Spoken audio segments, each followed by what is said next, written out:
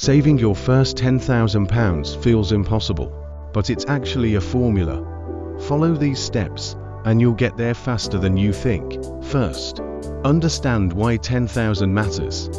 It's the point where money starts working for you. It's your safety net, your launch pad. Your first real step toward financial freedom. Step 1. Know your number. How much can you save each month? £200 a month gets you to 10,000 in just over 4 years. £400 gets you there in just over 2 years. Consistency beats perfection. Step 2. Cut invisible spending, the stuff you don't care about.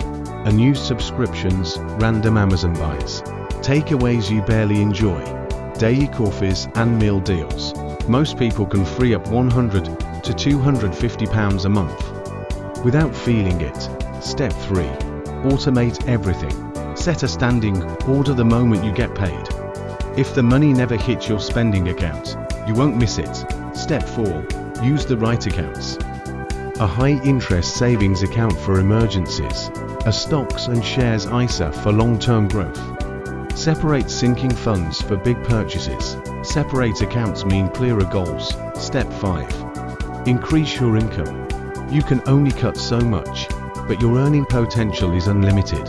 Over time, selling unused items, freelancing, a weekend side hustle, even an extra £150 a month can shave a full year off your 10,000 goal.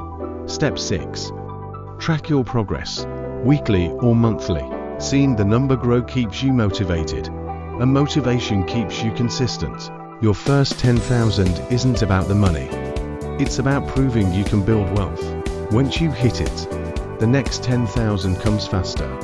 Stay consistent, stay patient, you'll get there.